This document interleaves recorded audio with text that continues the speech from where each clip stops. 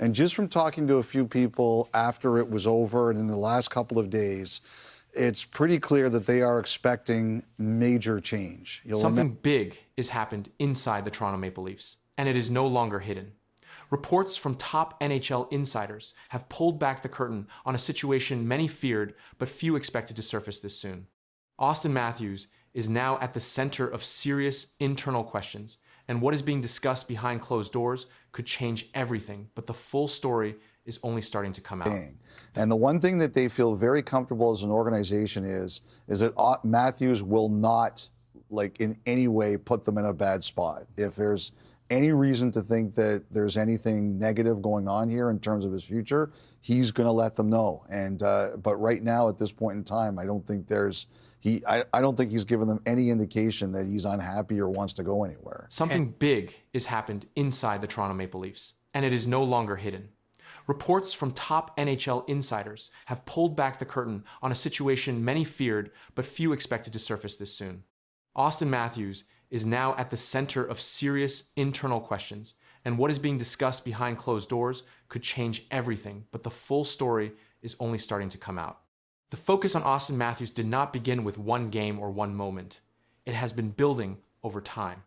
The Toronto Maple Leafs entered this season with strong expectations based on their roster and past regular season results. Matthews continued to perform at a high level, maintaining his position as one of the league's top goal scorers.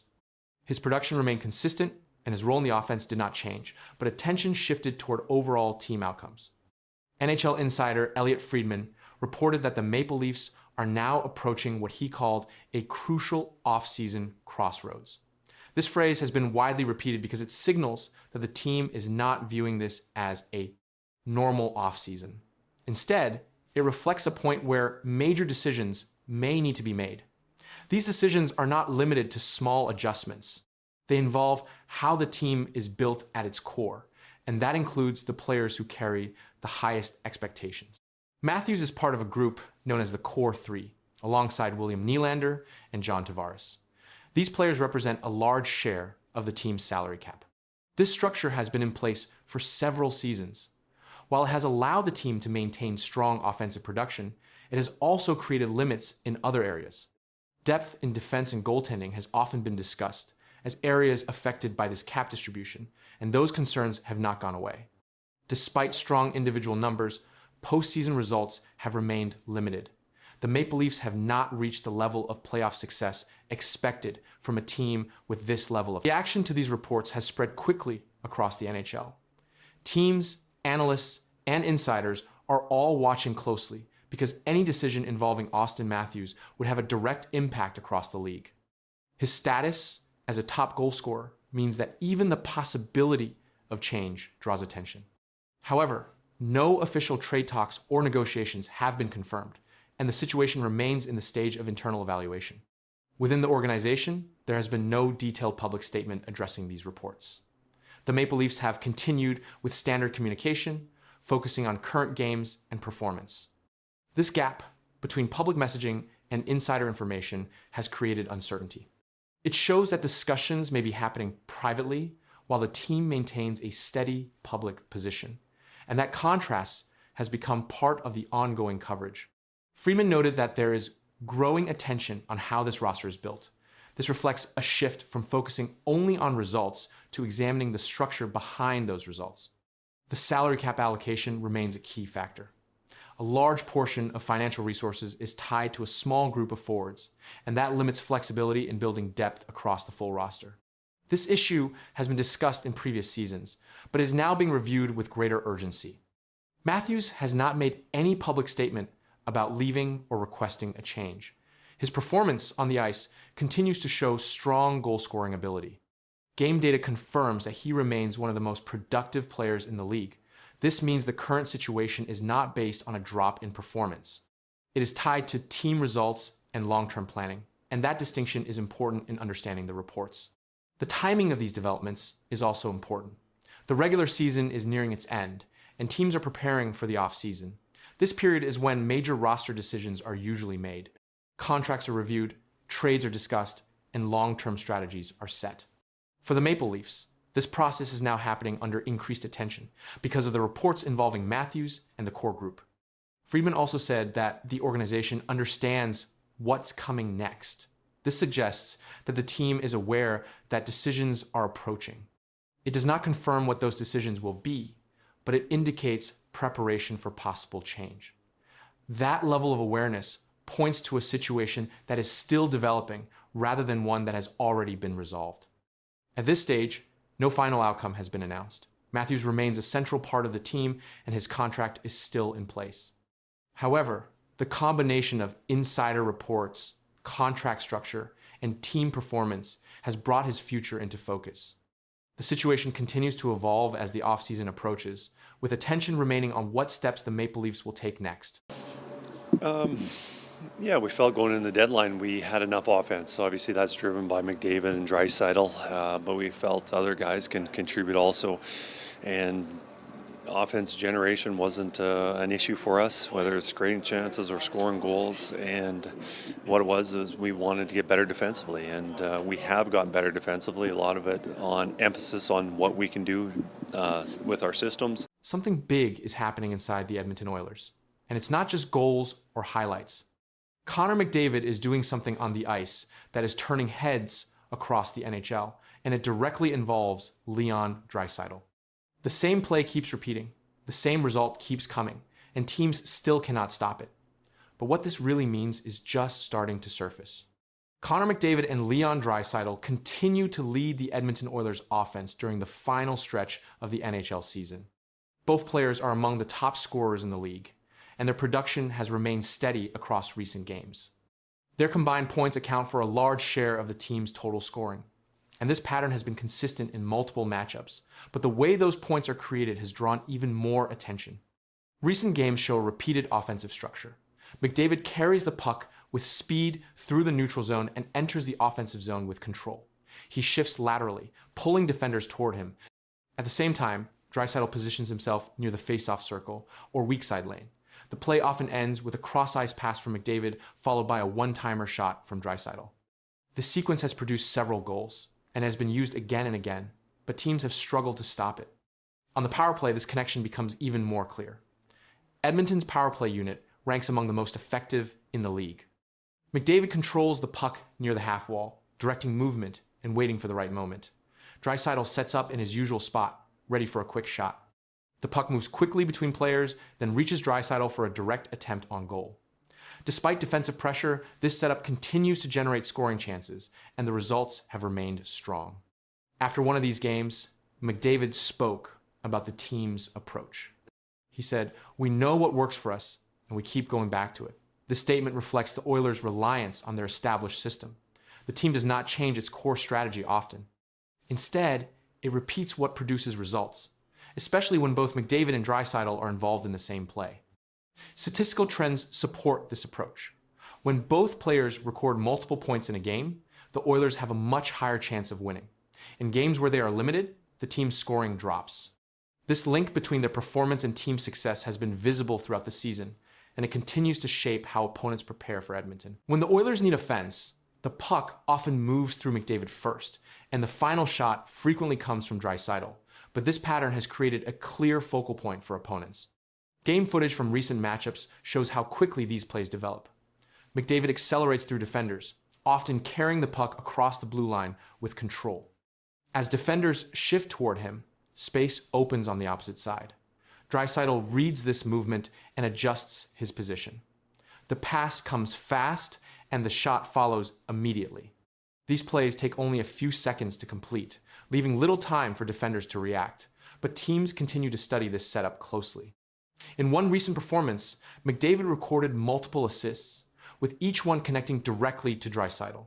The scoring plays followed nearly identical patterns.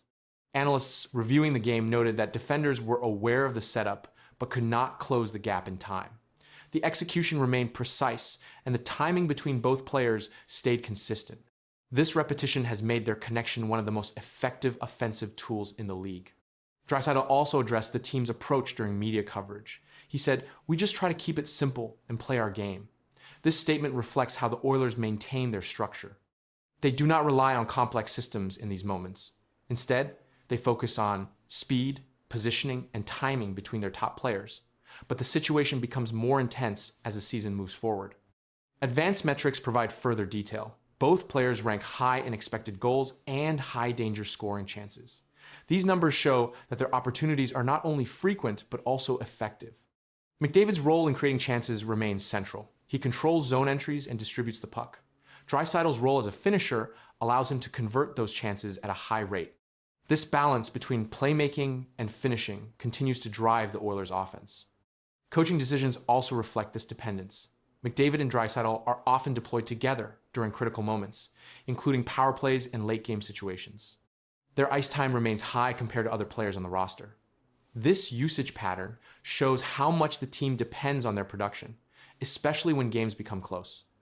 Opponents have adjusted their defensive strategies, focusing more attention on limiting space and reducing passing lanes. However, even with these adjustments, both players continue to generate scoring chances. The speed of execution and accuracy of passing remain difficult to counter. As playoff positioning becomes more important, this connection between McDavid and Draisaitl continues to shape the Oilers' performance, and the pressure around this duo keeps growing with every game played. You're just about to send your team out onto the ice, and you've got to tell them your boss just got fired. Good luck with that. That situation Craig Berube found himself in last night. To talk about it, here's the coach, Bruce Boudreau. Bruce, you went through a similar scenario in the past. What's that like? Well, it's not a lot of fun, I can tell you that, and both for the coach and for the players, because A, you don't want to distract them from the game, but B, you start to think, okay, he was my guy, he was the guy I was hanging on to. If he's gone, what's my situation? Shockwaves hit the Toronto Maple Leafs after a sudden front office move, and within hours, attention shifted straight to the bench. Pressure started building around Craig Berube as reports linked past NHL patterns to what could happen next. Nothing has been confirmed, but the silence from management is raising serious concern, and the situation is still unfolding. The focus around Craig Berube intensified immediately after the management change inside the Toronto Maple Leafs organization. In the NHL, when a general manager leaves or is removed, attention often shifts toward the head coach. This pattern has been observed in multiple teams over recent seasons. The Maple Leafs situation now follows that same structure, and it has placed Berube under direct scrutiny. Recent team performance added to this pressure. Reuters reported, John Tavares nets OT winner, Maple Leafs down Ducks. That result showed the team's ability to close tight games, but it did not remove concerns about consistency. In another game, the Leafs faced a heavy loss against the St. Louis Blues. Reuters stated, Blues stay hot, crush Maple Leafs. The team conceded 6 goals in that match. Defensive breakdowns were visible early in the game. The Blues maintained control throughout, and the Leafs were unable to recover. This result increased discussion around team structure and in-game adjustments. As these results came in, media coverage across Canada began focusing on coaching decisions. Analysts pointed to defensive organization and game management. The combination of a close win and a heavy loss created a mixed performance pattern. This inconsistency became a key topic in discussions about the team's direction. Craig Berube addressed the situation in a recent interview. According to Sportsnet, he said, "It's been my life." The statement referred to his long career in hockey. He acknowledged the uncertainty around his position. Reports noted that he is aware of the pressure but continues to focus on his role. His comments did not indicate any change in status, but they reflected the ongoing situation. The situation around Craig Berube did not slow down after the initial reaction. Instead, discussion expanded across league coverage as analysts compared this case to past NHL decisions. In several teams, a change at the general manager level was followed by a coaching adjustment within a short period. This pattern has been referenced repeatedly in recent reports, and it continues to shape expectations. Berube's coaching record remains part of the conversation. He led the St. Louis Blues to a Stanley Cup in 2019. That achievement is documented as a major milestone in his career. However, current evaluations are focused on present team performance. In professional hockey, past results do not guarantee job security. This standard applies across all teams, and the Maple Leafs are no exception. Attention has also turned toward game structure and execution. In the loss to St. Louis, the Leafs allowed 6 goals. The defensive unit showed gaps in coverage. Early goals changed the pace of the game. The Blues maintained pressure, and the Leafs could not regain control. This match has been used as a reference point in ongoing analysis, and it added to concerns about consistency. At the same time, the overtime win against Anaheim showed a different outcome. The team limited scoring chances and secured a narrow victory. John Tavares scored the deciding goal in overtime. The result confirmed that the team can perform under pressure. However, the contrast between games has remained a central issue in coverage, and it continues to draw attention. Media outlets have maintained focus on Berube's position. Sportsnet reports emphasized his awareness of the situation. His statement, "It's been my life," has been widely cited. It reflects his long-term involvement in hockey, but does not address future decisions. No official confirmation has been provided by team management, and that has kept uncertainty in place. The Maple Leaf schedule adds another layer to this situation. The team is playing games within short intervals. Limited recovery time affects performance and preparation. Each result now carries more weight due to the stage of the season. Analysts have noted that upcoming games could influence internal evaluations, and this has increased focus on immediate outcomes. Here's William Nylander from today on what he has seen this year and maybe what he thinks has possibly gone wrong with the Leafs. You look back at it and go, you kind of wish the team had done something different, like played different, or I don't know. When you look back at it, do you see the mistakes that as they piled up, kind of? I mean, I have like my thoughts about maybe some stuff, but I mean that's something I'm going to keep to myself. Okay. So yeah, Willie's not going to reveal it, not surprisingly, and I don't think he shouldn't just sit there and start throwing daggers. Silence can be louder than anything, and William Nylander just proved it in a way no one expected. After a season full of pressure and criticism, he faced the media, and instead of explaining, he gave one cold sentence that instantly spread across the NHL. No details, no emotion, just silence. And now, that silence is raising questions no one can answer. Yet, the moment happened quickly, but it changed the entire conversation around the Toronto Maple Leafs. Reporters asked William Nylander a direct question about the season. It was a normal question. Players are asked this all the time, especially after a difficult stretch. Most players respond with simple answers. They talk about effort, mistakes, or what needs to improve. Nylander did not do that. He paused, stayed calm, and gave a short answer. He said, "Something I'm going to keep to myself." That was the full response. He did not add anything else. He did not explain what he meant. He did not go into details about the team or the season. The interview moved on, but the moment did not. This response quickly became a major talking point across hockey media. According to Sportsnet, Nylander chose not to explain where the season went wrong. The report confirmed that he declined to share his thoughts publicly when asked directly. That choice stood out immediately. Players usually give structured answers in these situations. They often say the team needs to be better or that small mistakes made a big difference. These answers are common. They are expected. Nylander's response did not follow that pattern. It was short, it was controlled, and it gave nothing away. Another report from Toronto Sun also highlighted this moment. The article explained that Nylander clearly has opinions about the season, but decided not to share them. The focus was not on what he said, but on what he chose not to say. That made the moment different. The Maple Leafs have been under heavy pressure. Expectations were high throughout the season. Media coverage has been constant. Players have faced repeated questions about performance, effort, and results. Nylander has been part of that environment. His response came during that pressure. It did not include frustration or anger. His tone stayed neutral, his words stayed limited. But the message was still clear. He was not going to explain his thoughts. That decision created a strong reaction. The reaction to that moment grew quickly, and the focus shifted from the team's performance to Nylander's response itself. Media coverage continued to highlight the same quote. The sentence, "Something I'm going to keep to myself," was repeated across broadcasts and articles. It became the main reference point in discussions about the Toronto Maple Leafs. This level of attention did not come from length or detail. It came from what was missing. According to Sportsnet, Nylander has often handled media in a controlled and private way. He does not regularly share deep internal thoughts in interviews. That pattern helps explain the response, but it does not fully remove the impact of the moment because the situation was different. The question was about a full season. It came during a period when the team was under strong public evaluation. In these moments, players are expected to give insight, even if it is limited. Nylander chose not to provide that insight. That choice became the story. Coverage from Toronto Sun emphasized that Nylander had